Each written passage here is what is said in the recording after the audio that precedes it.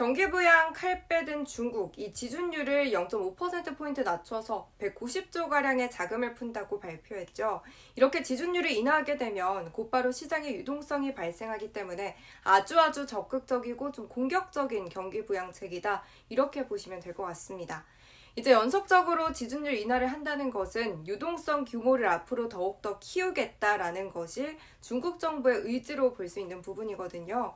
때문에 이 중국 소비주 중에서도 화장품 섹터가 지금 중국뿐만 아니라 미국이나 일본 쪽에서 발생하고 있는 수출액으로 인해서 움직임이 나오고 있는 중인데 조정도 좀 어느 정도 준 종목들 사이에서 반등세가 나오지 않을까 하기 때문에 이슈를 좀 체크해 볼 필요가 있을 것 같습니다. 기존의 중국 매출 의존도가 높았던 기업들의 앞으로의 향방은 어떻게 될지를 좀 가려보는 그런 시간을 가져보도록 하겠습니다.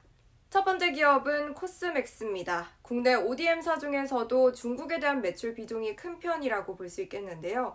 전체 매출 중에서도 27% 정도 가까이 되거든요. 이 코스맥스가 상반기 매출액이 상당히 좋았습니다.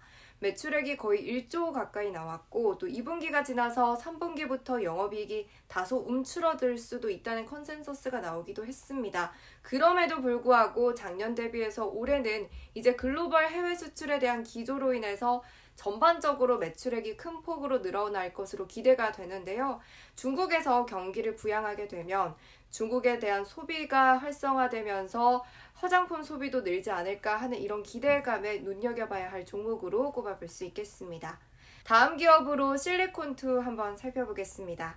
실리콘투는 미국을 비롯한 170개 국가에서 300여 개의 브랜드를 유통하는 역직구 플랫폼으로 알려져 있는데요.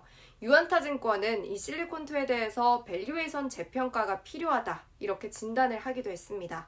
실리콘투 주가가 지난 1분기 실적 발표 이후에 약 250% 급등했지만 6월 말부터 시작된 대형 화장품들의 실적 부진이나 수출 성장률 둔화, 해운 운임 상승 등의 이런 복합적인 요인으로 인해서 고점 대비 약 38% 하락한 상황이기는 합니다.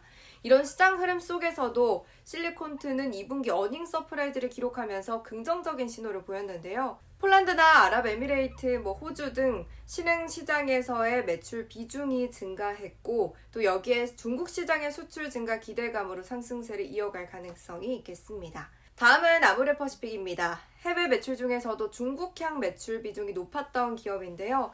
그런데 지금은 그 의존도 자체를 조금씩 축소시켜 나가면서 구조적으로 변화를 주고 있는 상황입니다. 한마디로 중국에서 매출이 나고 있는 부분은 가져가면서 이제 다른 해외 매출에 대한 부분들 마케팅을 다변화하자, 진출로를 다양화하자라고 본다면 아모레퍼시픽은 성과가 올해부터 두드러지게 나타나고 있기 때문에 좀 가장 유의 깊게 살펴봐야 할 기업이지 않을까 생각이 됩니다. 마지막으로 한국콜마입니다. 하나증권이 한국콜마의 3분기 실적 전망치를 상향 조정하면서 목표 주가를 93,000원으로 올리기도 했는데요. 이 한국콜마의 중국 현지 법인인 무석콜마는 중국 이커머스 시장에 주력을 하고 있고 또 동남아 수출을 통해서 성장을 견인을 하고 있습니다. 좀 비우호적인 시장 환경에서도 선박을 하고 있는 것으로 볼 수 있겠는데요.